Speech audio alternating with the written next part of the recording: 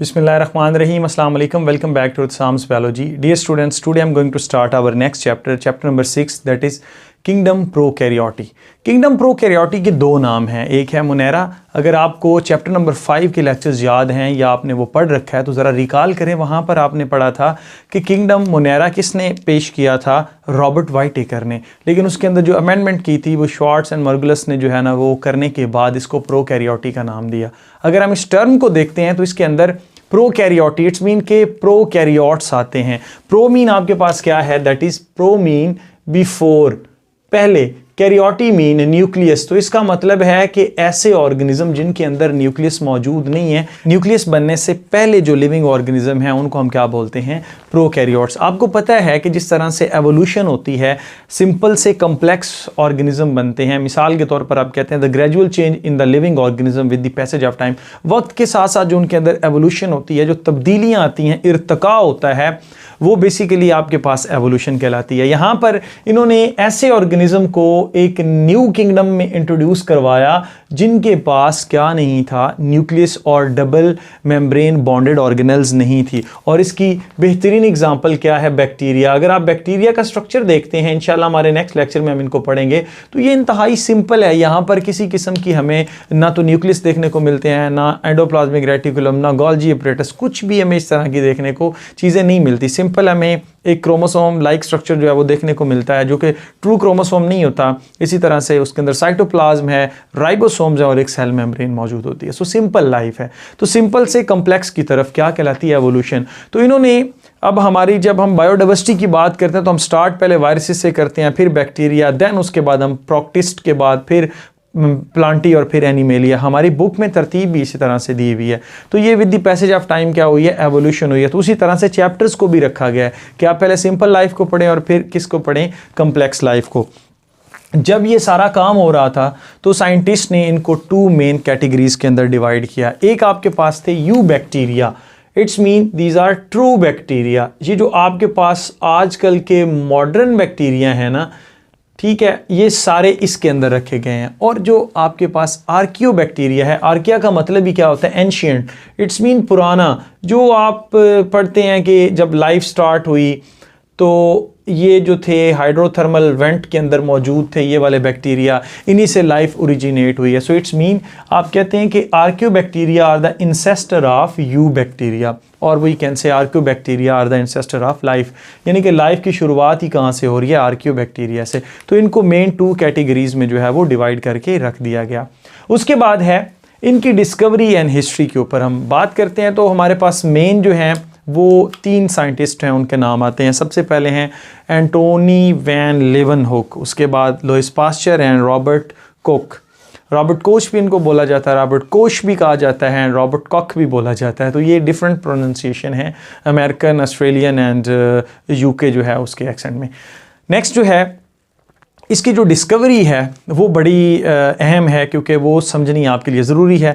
आपने वायरसेस की डिस्कवरी भी पढ़ी, वहाँ पर भी आपको जो लेवनहुक है उनके बारे में आपने पढ़ा, लुईस पास्चर के बारे में आपने पढ़ा, रॉबर्ट कोक के बारे में भी आपने पढ़ा है। अब देखें, ये जो डिस्कवरी होती है किसी भी चीज़ की, इसके पीछे बहुत सारी मेहनत जो होती है साइंटिस्ट की वो लगी हुई होती है। अब सबसे पहले इसको डिस्कवर करने से पहले क्या हुआ था कि जो आपके पास लेवनहुक है, इन्होंने 1673 के अंदर खुद से एक माइक्रोस्कोप बनाई। ये सिंपल माइक्रोस्कोप थी जो कि चीज़ों को मैग्नीफाई करके दिखाती थी। अब जब इन्होंने माइक्रोस्कोप बनाई, माइक्रोस्कोप में इन्होंने देखा, तब ऐसा ज़माना तो था नहीं कि आप उधर से जाके माइक्रोस्कोप ले सकते हैं, तो ये खुद चीज़ें बनानी पड़ती थी, ठीक है, विद ग्लास को जो है ना वो यूज़ कर करके मैग्नीफिकेशन पावर जो थी वो बढ़ाई जा रही थी। तो इन्होंने क्या किया? रेन वाटर लिया। रेन वाटर कहाँ से? जहाँ पर स्टैग्नेंट वो खड़ा हुआ था 3-4 दिनों से, 5 दिनों से वो खड़ा हुआ था। तो जब इन्होंने उस पानी को उठाया और उठा के इन्होंने माइक्रोस्कोप के नीचे ऑब्ज़र्व किया तो इनको बहुत सारी स्मॉल क्रिएचर्स जो थी वो नज़र आईं।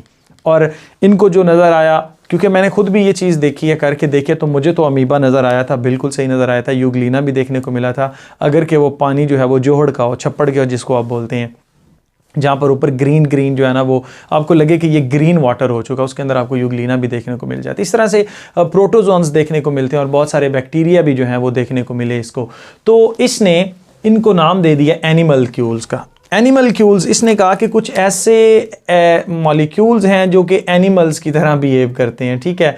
सो एनिमलक्यूल्स का नाम दे दिया गया।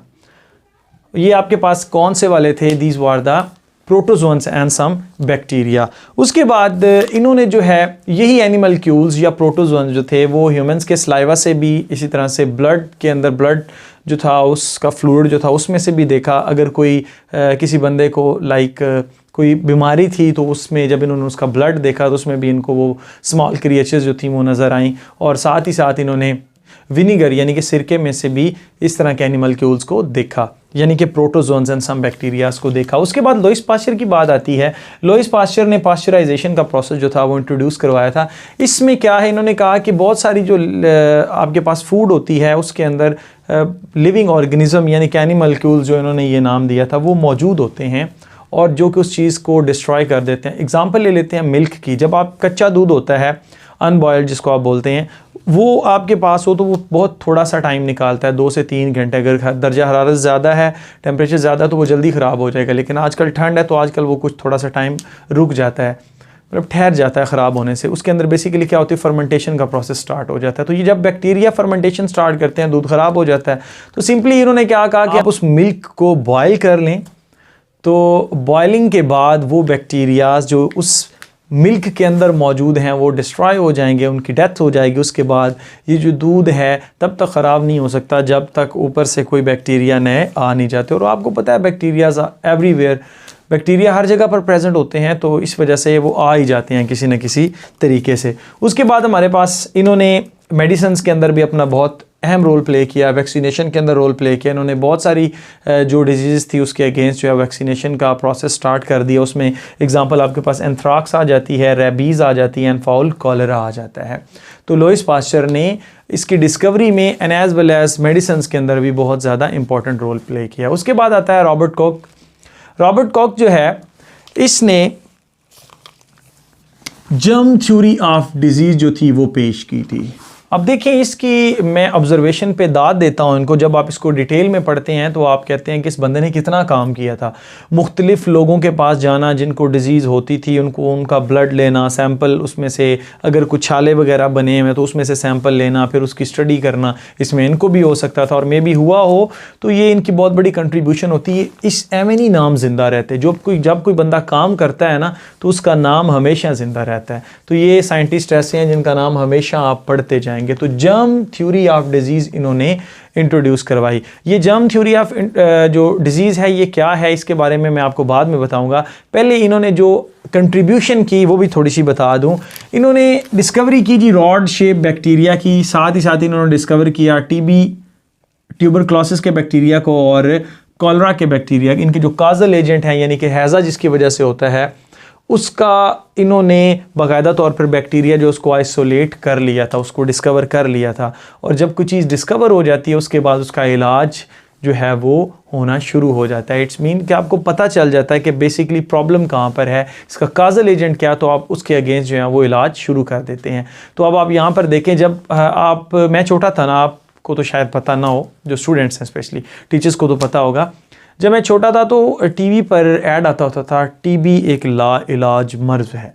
लेकिन अब हम कहते हैं कि टीबी काबिल इलाज है। आप जाएं डॉक्टर्स के पास तो वो उसको जो है उसकी ट्रीटमेंट करते हैं और with the passage of time वो ख़त्म हो जाती है। सिमिलरली इसमें साइंटिस्ट की कंट्रीब्यूशंस हैं, उन्होंने वर्क किया है और उन्होंने जब काजल एजेंट का पता चल गया तो उसके अगेंस्ट उन्होंने मेडिसिन और एंटीबायोटिक्स बनाना शुरू कर दी ताकि उसकी डेथ हो जाए। अब हम चलते हैं ज़रा पास्चुलेट्स जो दिए थे रॉबर्ट कॉक ने, कि कौन से ऐसे 4 मेन पास्चुलेट्स हैं जो कि जर्म थ्योरी ऑफ डिजीज़ को एलेबोरेट करते हैं। उसमें सबसे पहला कौन सा है, a specific organism can always be found in association with a given disease. Mean to say कि एक आपके पास डिजीज़ है, उसके साथ कोई ना कोई ऑर्गेनिज्म जो है वो जुड़ा हुआ होगा, उसकी वजह से वो क्या होती है, डिजीज़ इंसान को होती है और उसमें फिर प्रॉब्लम्स जो हैं वो बढ़ जाती हैं, क्योंकि जैसे जैसे वो बॉडी के अंदर प्रोलिफरेट करता है डिजीज़ उसी तरह से ज़्यादा होना शुरू हो जाती है। Second point, the organism can be isolated and grown in pure culture in the laboratory. Obvious सी बात है कि जब आपके पास बैक्टीरिया हो या कोई भी लिविंग ऑर्गेनिज्म है, प्रोटोजोन्स हो, तो जो वो डिजीज़ काज कर रहा है आप वहाँ से उसको लेकर लेबॉर्ट्री के अंदर उसको दोबारा से कल्चर कर सकते हैं। जब आप उसको मीडियम देंगे तो ऑब्वियस सी बात है उसने ग्रो करना है। इस दुनिया में हर जानदार जो है वो ग्रो करना चाहता है, हर जानदार जो है वो रिप्रोड्यूस करना चाहता है, तो वो रिप्रोड्यूस करना शुरू कर देंगे। फिर नेक्स्ट जो है वो pure culture will produce the disease when inoculated to susceptible animals.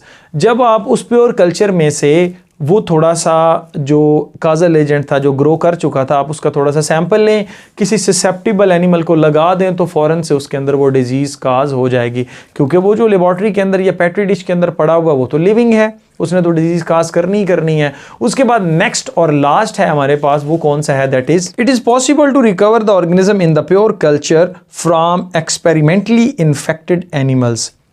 यानी कि जो आपके पास इन्फेक्टेड एनिमल है, आप अगेन से दोबारा जिसको आपने इन्फेक्ट करवाया है, आप उसमें से भी जो सैंपल लेंगे, मसलन उसको लेयन बन गया, छाले लेंगे तो उस छाले में से, उस लेयन में से आप पस निकाल के दोबारा से लेबॉर्ट्री के अंदर बना सकते हैं, उसको दोबारा से ग्रो करवा सकते हैं। सो आई होप कि आपको ये मेरा लेक्चर अच्छे से समझ आ गया होगा। Stay connected. Thank you and Allah हाफिज़।